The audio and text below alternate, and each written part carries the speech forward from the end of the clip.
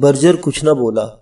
وہ مانینی کو یوں گھور رہا تھا جیسے کوئی بھیانک خواب اس کا روپ دھار کر نگاہوں کے سامنے آ گیا ہو۔ اس کے بعد مانینی نے اپنی آنکھیں کھولی۔ اس کے جھریوں دار پپوٹے غیر محسوس طریقے پر بتدریج اوپر اٹھتے گئے اور آخر کار دو ننے ننے دہکتے ہوئے الاؤ سامنے آ گئے۔ مانینی، جسے میں اب تک نیمندھا سمجھتا رہا تھا، بے حد پراسرار اور ہیبت ناک آنکھوں کا مالک تھا۔ اس کی خون کی زندہ سرخی لی آنکھوں میں چمکتے ہوئے سیاہ ڈھیلے اس کے چہرے کو دہشت ناک بنا رہے تھے۔ پھر نہ جانے کیا ہوا کہ میں تیورا کر فرش پر گر گیا۔ گرتے گرتے میں نے برجر کی گڑاہٹ سنی۔ وہ کچھ کہتا ہوا مانینی کی جانب لپکا تھا۔ جب دوبارہ میری آنکھ کھلی تو برجر کے مکان میں اندھیرا پھیلا ہوا تھا اور فضا وزنی مشینوں کے تیز شور سے لرز رہی تھی۔ کئی منٹ تک میں کچھ نہ سمجھ سکا کہ میں کہاں ہوں اور کن حالات میں گھرا ہوا ہوں۔ ذہن پر زور دینے کے بعد جب میں سوچنے کے قابل ہوا تو مجھے برجر کا خیال آیا۔ میرے بے ہوش ہونے سے قبل وہ مانینی سے الجھ پڑنے کے لیے آگے لپکا تھا اور اب مجھے اس کی جانب سے تشویش ہونی لازمی تھی۔ پہلے میں دم سادے کمرے میں کسی آہٹ کا منتظر رہا، لیکن فضا میں آئل فیلڈ کی بھاری مشینوں کی دھمک کے سوا کوئی نئی آواز سنائی نہ دی۔ پھر میں نے دبی دبی آواز میں برجر کو نام لے کر پکارا، لیکن جواب ندارد۔ اس صورتحال نے مجھے سراسیمہ کر دیا۔ مجھے اندیشہ ہونے لگا کہ کہیں مانینی نے برجر کو ٹھکانے نہ لگا دیا ہو، لیکن اس صورت میں میرا وہاں ہونا بے معنی تھا۔ مانینی محض مجھے حاصل کرنے کے لیے برجر کے پیچھے پڑا ہوا تھا، لہٰذا برجر کو راہ سے ہٹانے کے بعد اسے مجھے وہاں سے نکال لے جانا چاہیے تھا۔ اس کے ساتھ مجھے خیال آیا کہ مانینی احمق نہیں ہے۔ برجر کو مار ڈالنے کے بعد وہ کسی قیمت پر مجھے آئل فیلڈ سے باہر نہیں لے جا سکتا تھا۔ برجر کی زندگی کی توقع پیدا ہوتے ہی میں سنبھل کر اپنی جگہ سے اٹھا اور اندھیرے میں ٹٹولتا ہوا ایک طرف بڑھنے لگا۔ کمرے میں پھیلے ہوئے اندھیرے سے مجھے سخت وحشت ہو رہی تھی، لیکن مجھے کچھ معلوم نہیں تھا کہ وہاں روشنی کس طرح کی جا سکے گی، لہٰذا مجھے مجبوراً تاریکی میں ہی بڑھتے رہنا پڑ رہا تھا۔ آگے بڑھتے ہوئے اچانک میرے پیر کسی بدن سے ٹکرائے۔ میں سنبھل کر نیچے بیٹھ گیا اور اس بے حس و حرکت جسم کو ہاتھ سے ٹٹولنے لگا۔ جسمانی ساخت کے اعتبار سے وہ برجر ہی معلوم ہو رہا تھا۔ برجر! برجر! میں نے اس بے ہوش شخص کو تقریباً جھنجھوڑتے ہوئے پرجوش آواز میں پکارا۔ کچھ دیر بعد میری کوششیں برابر ثابت ہوئیں اور اس شخص نے کسمسا کر دھیرے سے اپنے بدن کو جنبش دی اور میرا دل بے اختیار تیزی کے ساتھ دھڑک اٹھا۔ کئی مرتبہ تھکے ہوئے انداز میں انگڑائیاں لینے کے بعد وہ شخص مجھے دھکیل کر بھوکلائے ہوئے انداز میں اٹھتا چلا گیا، جیسے اسے کسی جانب سے شدید خطرہ لاحق ہو۔ ساتھ ہی وہ بے ربط آواز میں کچھ شور بھی مچا رہا تھا۔ اس کی زبان میرے لیے اجنبی تھی، اس لیے میں کچھ نہ سمجھ سکا۔ برجر، میں حسین ہوں۔ کئی ثانیوں کے بعد میرے حلق سے سہمی ہوئی آواز نکلی۔ برجر، میں حسین ہوں۔ کئی ثانیوں کے بعد میرے حلق سے سہمی ہوئی آواز نکلی۔ جواب میں اس نے گہرا اور پرسکون سانس لیا۔ میں سمجھ رہا تھا کہ تیرا مردود آقا اب ضرور آ پہنچا ہے۔ اس کے لہجے میں اطمینان کے ساتھ ہی خوف بھی نمایاں تھا۔ روشنی کرو، مجھے اندھیرے سے وحشت ہو رہی ہے، میں نے اس مرتبہ قدرے جاندار آواز میں کہا۔ پھر وہاں قدموں کی آہٹ اور پھر سوئچ کا ہلکا سا کھٹکا سنائی دیا اور کمرہ روشنی میں نہا گیا، جس کے باعث میری آنکھیں چندھیا کر رہ گئی۔ جب میں کچھ دیکھنے کے قابل ہوا تو برجر مجھے اپنے سامنے نظر آیا۔ اس کی پیشانی کا داہنا حصہ کافی پھولا ہوا تھا اور خون جم جانے کے باعث جلد پر نیلاہٹ چمک رہی تھی۔ ایسا معلوم ہو رہا تھا جیسے کسی کند آلے سے اس کی پیشانی پر ضرب لگائی گئی ہو۔ تم شاید تھوڑی ہی دیر پہلے ہوش میں آئے ہو، برجر نے اس قدر سنجیدگی سے کہا کہ مجھے اس کے لہجے میں شبہ کی سی جھلک محسوس ہوئی۔ تمہیں کیسے اندازہ ہوا؟ میں نے بلا وجہ مسکراتے ہوئے دریافت کیا۔ تمہاری آنکھیں سرخ ہیں۔ وہ بدستور سنجیدہ تھا۔ یہ بتاؤ کہ بے ہوش ہونے سے پہلے تمہیں اس کمرے میں مانینی نظر آیا تھا؟ ہاں، میں نے متحیرانہ لہجے میں جواب دیا۔ لیکن تم کیوں یہ سوال پوچھ رہے ہو؟ اس لیے کہ وہ خبیث مجھے بھی نظر آیا تھا، وہ کھوئی کھوئی آواز میں بتانے لگا۔ میں نے مشتعل ہو کر اس پر حملہ کر دیا اور خود پیشانی کے بل فرش پر جا گرا۔ مانینی اس طرح غائب ہوا جیسے وہ ہوا کا سایہ رہا ہو یا میری نظروں کا وہم ہو۔ لیکن تم کہتے ہو کہ تم نے بھی اسے دیکھا تھا، تو آخر دو آدمیوں کو ایک ساتھ وہم ہونا کیوں کر ممکن ہے؟ میں اتنا سمجھ گیا تھا کہ برجر میری طرح مانینی کی سحر انگیز آنکھوں کا شکار ہو کر بے ہوش نہیں ہوا تھا، بلکہ اس کی پیشانی کی چوٹ خاصی شدید تھی۔ لیکن اس نے مانینی کے غائب ہونے کی جو کہانی سنائی وہ میرے لیے بالکل نئی اور اجنبی بات تھی۔ مانینی کے ساتھ میں نے کافی دن گزارے تھے اور کبھی بھی اس کی اس غیر انسانی خاصیت اور قوت کا علم نہیں ہو سکا تھا۔ وہ ہم دونوں کے اعصاب پر سوار ہے، میں نے اسے تسلی دینے کی نیت سے کہا۔ دونوں کو ایک ساتھ دھوکا ہونا ناممکن نہیں ہے۔ مجھے بہلا رہے ہو، وہ تلخ آواز میں بولا۔ اس کی آنکھوں میں ویرانی ناچ رہی تھی۔ برجر تم بہت زیادہ پریشان ہو، میں نے اس کے کندھے پر ہاتھ رکھتے ہوئے کہا۔ سنو، برجر میری تشویش کو نظر انداز کرتے ہوئے دبی دبی پرجوش اور گوشی کرنے لگا۔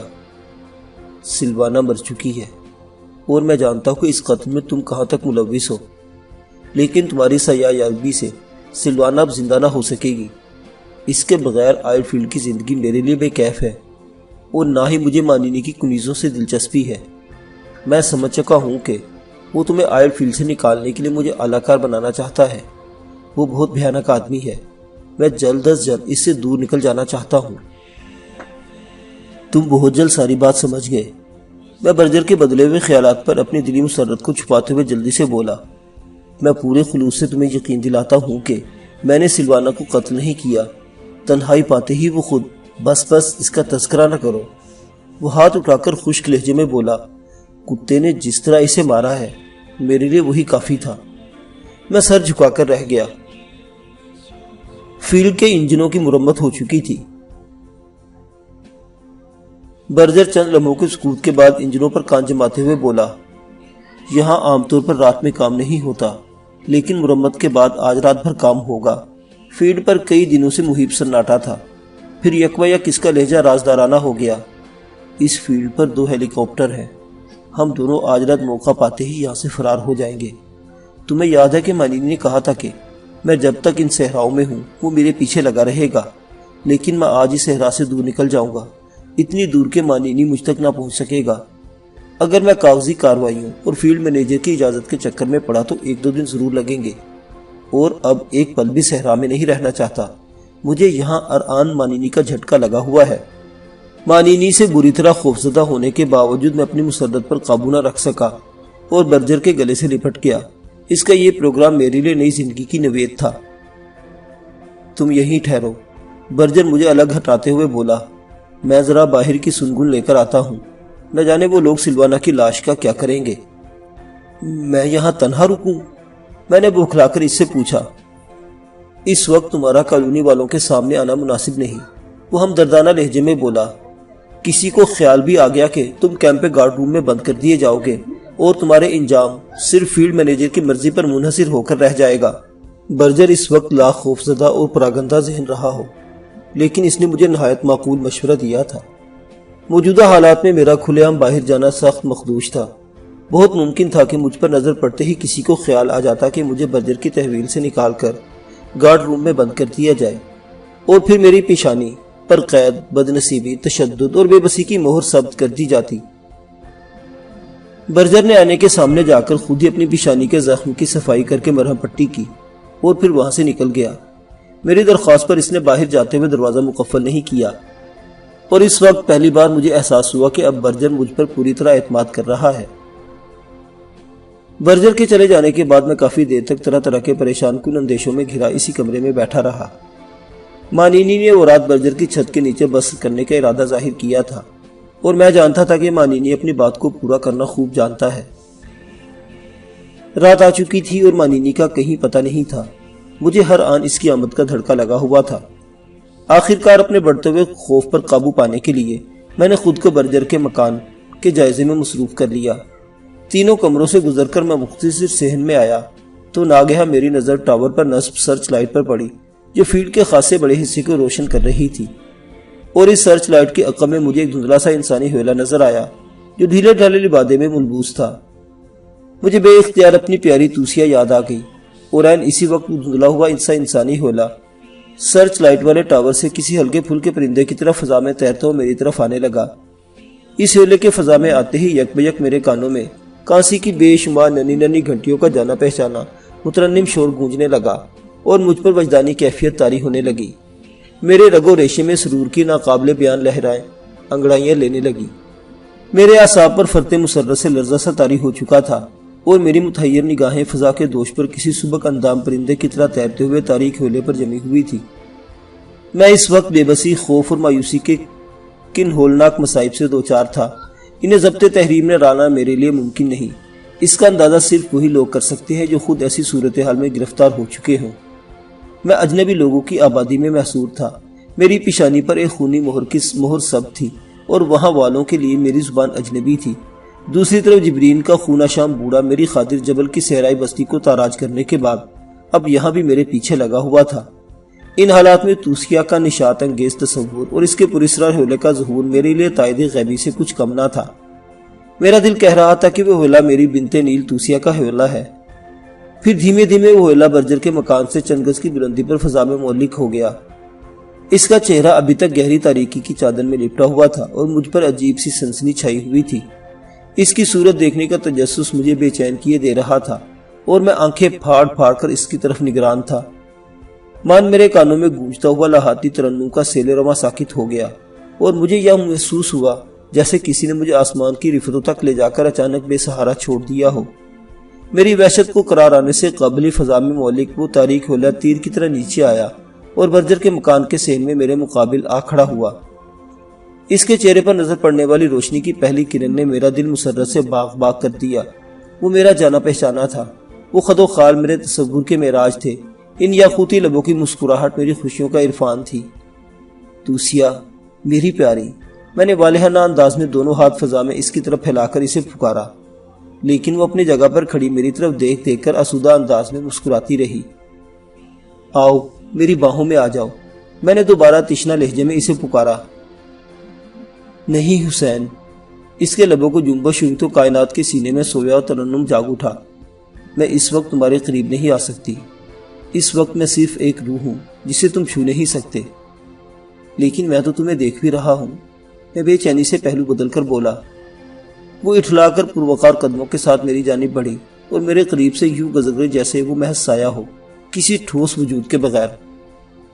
وہ میرے قریب سے گزری تو اجنبی اور تیز خوشبوؤں کا ایک طوفان میرے حواس پر چھا گیا۔ جب وہ ہوا کے لطیف جھونکے کی طرح میرے بدن کو چھوتی گزری تو میں بوکھلا کر پیچھے مڑا اور اس سے چند قدم کے فاصلے پر کھڑا اپنی جانب نگراں پایا۔ اس وقت اس کے لبوں پر غمناک مسکراہٹ بکھری ہوئی تھی۔ توسیہ، تم یہاں کہاں بھٹک رہی ہو؟ میں نے اپنے حواس بحال ہوتے ہی اس سے پوچھا۔ صحرا کی روحیں کبھی ان تپتے ہوئے ریزگاروں سے باہر نہیں جاتی حسین۔ جب تک میرا گمشدہ جسم مجھے نہیں مل جاتا، میں انہی وسعتوں میں آوارہ پھرتی رہوں گی۔ مانینی کی قید نے مجھے مجبور کر کے رکھ دیا ہے۔ وہ مجھے تو بے بس سمجھتا ہے، لیکن تمہاری آزادی سے پریشان ہے۔ اسے ڈر ہے کہ کہیں تم اسے فریب دے کر اس صحرا سے باہر نہ نکل جاؤ۔ کیوں؟ میرے فرار سے اسے کیا پریشانی لاحق ہے؟ میں نے حیرت کے ساتھ پوچھا۔ یہ مانینی کا ایک اور راز ہے، وہ دھیمی آواز میں بولی۔ اس کا طلسم صرف صحرا میں چلتا ہے۔ اگر تم صحرا سے نکل گئے تو مانینی تمہارے سامنے محض ایک نحیف و نزار بوڑھا ہو کر رہ جائے گا۔ تم میری قید کا راز جان چکے ہو اور اسے ڈر ہے کہ اس کے طلسم سے رہائی پاتے ہی تم مانینی کے جدی انتقام اور میری قید کی کہانیاں عام کر دو گے اور وہ ذلیل و رسوا ہو کر مارا جائے گا۔ اس بار وہ جبل سے بری طرح بوکھلا کر تمہاری بو سونگتا ہوا یہاں تک آیا ہے۔ مجھے یقین ہے کہ اس بار وہ تمہیں بے بس کرتے ہی ٹھکانے لگانے کی پوری کوشش کرے گا۔ اس کے ارادے نیک نہیں ہیں۔ میں نے اپنی ریڑھ کی ہڈی میں سر سے لہر دوڑتی محسوس کی۔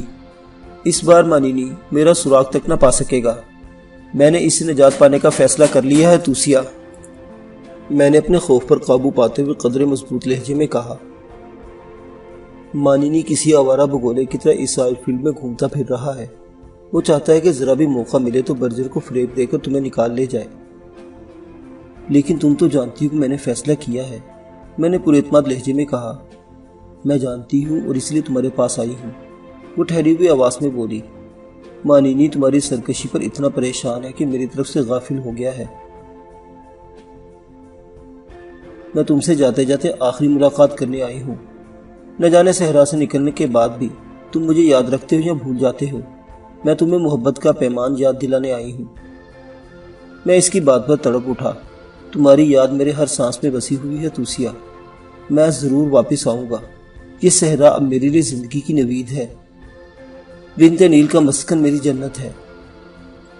اس وقت مکان کے باہر مجھے آہٹ سنائی دی۔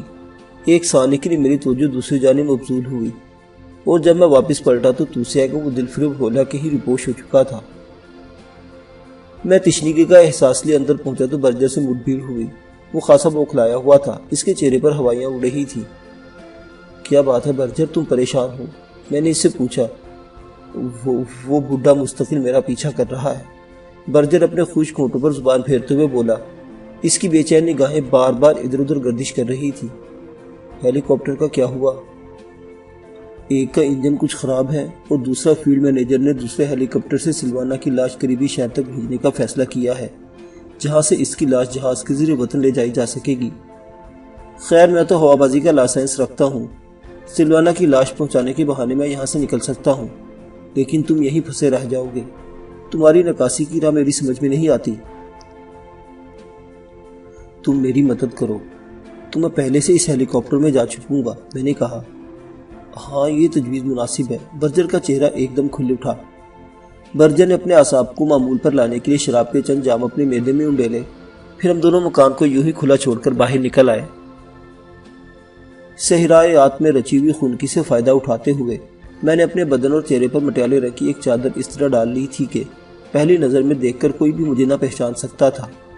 لوگوں کی نظروں سے بچتے بچاتے ہم طویل چکر کاٹ کر اس نیم تاریک علاقے میں پہنچے جہاں دونوں ہیلی کاپٹر موجود تھے۔ برجر نے چکنی نگاہوں سے آس پاس کا جائزہ لیا اور پھر بندر کسی پھرتی سے لٹک کر کھڑکی کے راستے اندر کیبن میں کود گیا۔ اس کے اشارے پر میں نے بھی اس کی تقلید کی۔ سنو، یہ کام اب آسان ہو گیا، برجر پرجوش آواز میں بولا۔ اس وقت ہیلی کاپٹر ہمارے قبضے میں ہے اور بڈھا مانینی بھی لاپتہ ہے۔ ہم ابھی فرار ہو رہے ہیں۔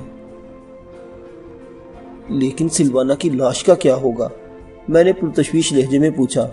میں صحیح معنوں میں اس بدنصیب لڑکی کے لیے ہمدردی محسوس کر رہا تھا۔ یہاں دو زندہ جانوں کی سلامتی کا سوال ہے اور تم ایک لاش کے لیے پریشان ہو؟ برجر پہلی بار غصے میں جھلا کر بولا۔ اب میرے کان نہ کھاؤ اور خاموشی سے پچھلی سیٹ پر بیٹھ جاؤ۔ میں بے چونک چرا اس کی ہدایت پر عمل کیا۔ برجر نے فوراً ہی پائلٹ کی سیٹ سنبھالی اور چند دستوں کی گردش دیتے ہوئے سر پر لگا ہوا دیوہیکل پنکھا پرشور آواز کے ساتھ گردش کرنے لگا۔ اس کے ساتھ ہی برجر نے روشنیاں بھی کھول دی۔ انجن کا شور گونجتے ہی مجھے کھڑکی سے باہر نیم تاریک میدان میں تیزی کے ساتھ روشنی ہوتی نظر آئی اور کئی سمتوں سے بہت بھوکلائے ہوئے افراد ہیلی کاپٹر کی طرف دوڑ پڑے۔ برجر نے ایک لمحہ بھی توقف نہیں کیا اور ہیلی کاپٹر ان لوگوں کے قریب آنے سے قبل ہی ایک تیز جھٹکے کے ساتھ فضا میں بلند ہوتا چلا گیا۔ اچانک ہیلی کاپٹر میں لگے ہوئے آلات پر کسی کی ہرائی ہوئی آواز سنائی دینے لگی۔ زبان اجنبی ہونے کے باعث میں کچھ بھی نہ سمجھ سکا۔ پھر اچانک زمین سے کئی آتشی دائرے تیزی کے ساتھ اوپر کی طرف لپکے۔ برجر مجھ سے بیشتر ہی انہیں دیکھ چکا تھا۔ ہیلی کاپٹر ایک ہچکولا کھا کر بائیں طرف جھکتا چلا گیا اور وہ آتشی دائرے اس سے کافی فاصلے پر گزر گئے۔ حسین، سنبھل کر بیٹھو۔ پنکھڑیوں کے کان پھاڑ دینے والے شور میں برجر پوری قوت سے گلا پھاڑ کر چیخا۔ وہ حرامزادے فائر کر رہے ہیں۔ مجھے اب ہیلی کاپٹر کو ادھر ادھر ہٹا کر اوپر لے جانا پڑے گا، ورنہ کوئی فائر ہمیں زمین کی طرف لے جائے گا۔ برجر کے ان الفاظ کے بعد ہیلی کاپٹر میں بھونچال آ گیا۔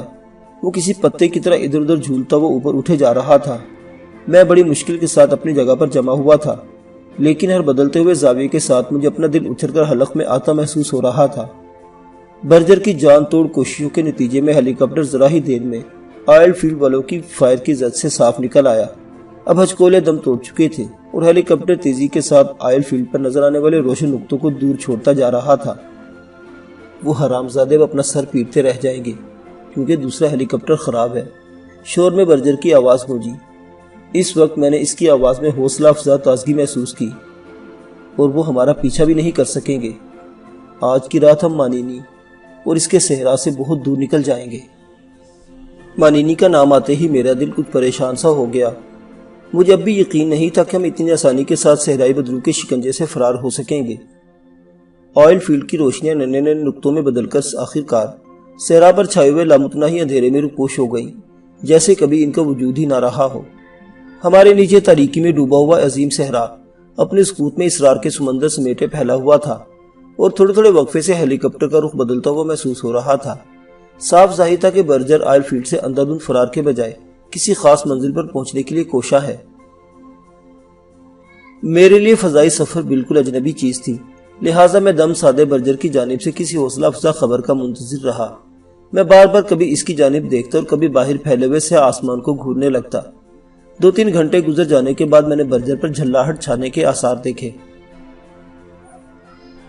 مختلف آلات کے خانوں سے ابھرنے والی روشنی میں وہ بار بار جھلا کر اونچی آواز میں بڑبڑا رہا تھا، ساتھ ہی ہیلی کاپٹر بھی تیزی کے ساتھ رخ بدل رہا تھا۔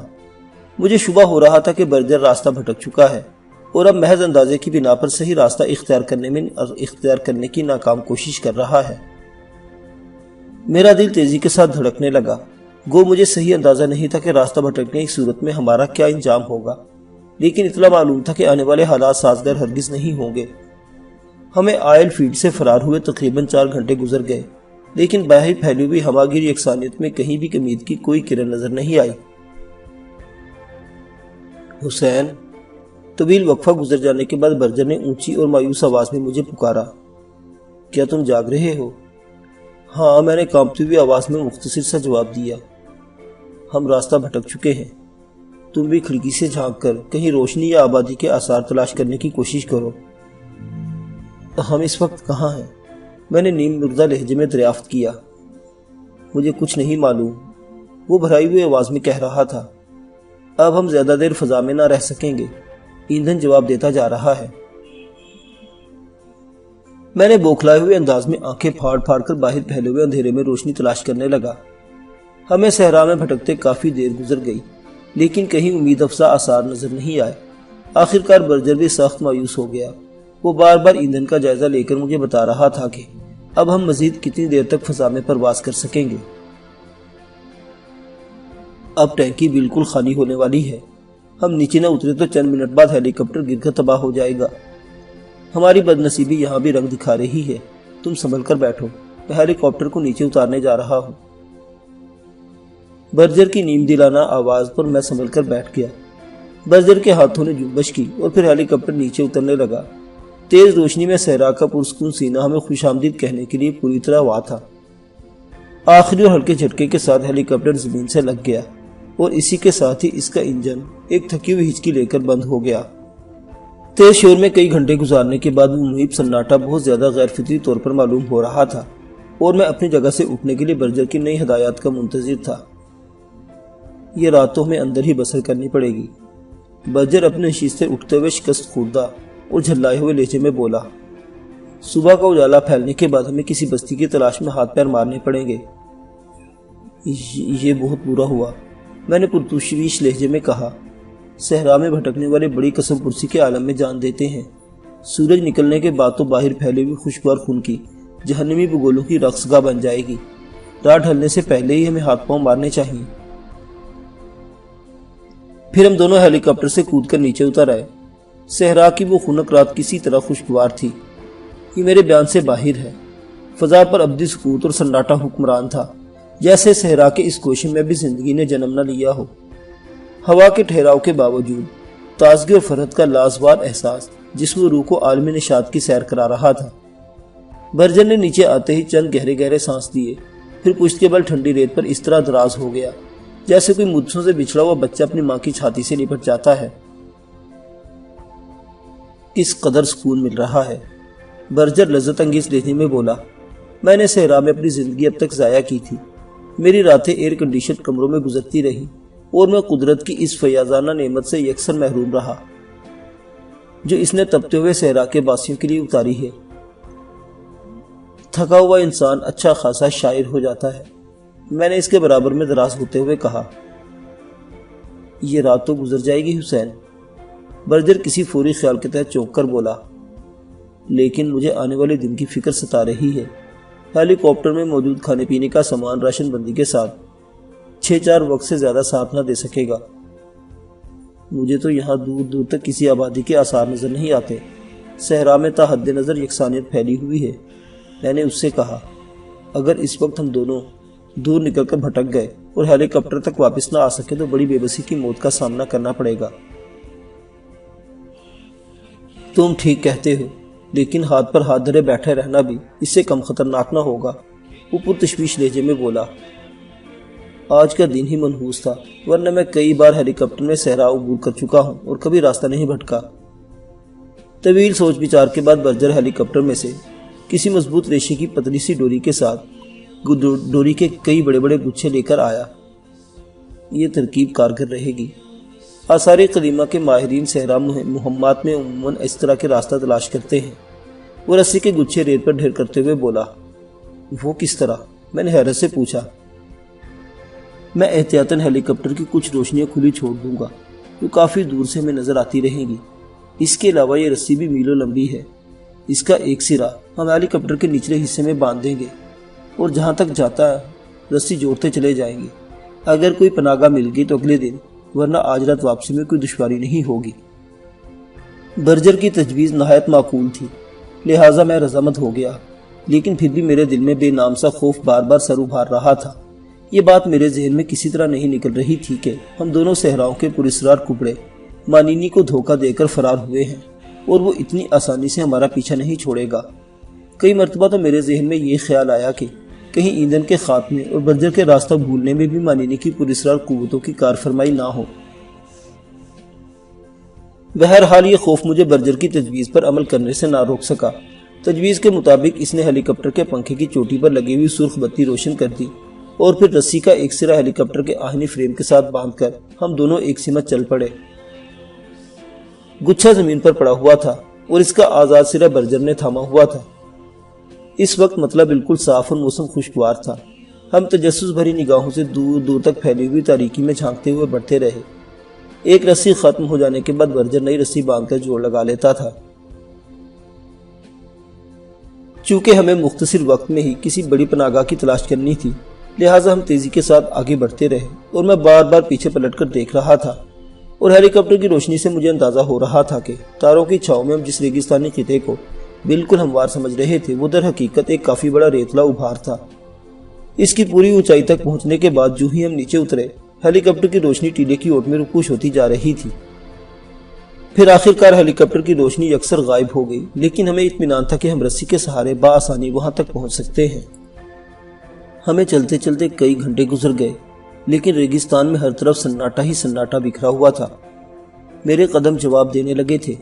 ٹھنڈی ٹھنڈی ریت کا لمس مجھے ہر قدم پر وہیں لیٹ جانے کی دعوت دے رہا تھا، لیکن صورتحال کی نزاکت مجھے بڑھتے رہنے پر اکسا رہی تھی۔ ہم دونوں تھکان کے باعث بالکل خاموشی سے بڑھتے جا رہے تھے اور رسی بھی 1.5 میل بعد جواب دیتی نظر آ رہی تھی کہ اچانک پرسکون فضا میں پرشور تلاطم پھیل گیا۔ کسی بھی پیشگی علامت کے بغیر ہمارے قریب ہی ہوا کے تیز جھکڑ کے ساتھ ریکا چکراتا ہوا بگولا پیدا ہوا اور ہمارے سنبھلتے قبل ہی ہمیں گھیر لیا۔ بگولے کی گردش اتنی تیز تھی کہ میرے ہاتھوں سے رسی کا گچھا چھوٹ گیا اور زمین سے قدم اکھڑنے لگے۔ ریت کے باریک باریک ذرات پوری رفتار کے ساتھ میرے نتنوں اور آنکھوں میں گھس رہے تھے۔ برجر کی حالت بھی مختلف نہیں تھی اور وہ اپنے آپ کو سنبھالنے کے ساتھ ہی دہشت زدہ آواز میں بھی چلا رہا تھا۔ پھر ہم دونوں کے قدم اکھڑ گئے، لیکن اس مرحلے سے قبل ہم دونوں مضبوطی کے ساتھ ایک دوسرے سے لپٹ گئے اور بگولا ہمیں زمین سے اوپر فضا میں معلق کر کے تیزی سے کسی انجانی سمت لے جانے لگا۔ معزز سامعین حضرات، یہ دلچسپ اور پراسرار داستان ابھی جاری ہے۔ بقیہ واقعات اگلی قسط میں۔ دیکھتے رہیے اردو داستان۔ اللہ حافظ۔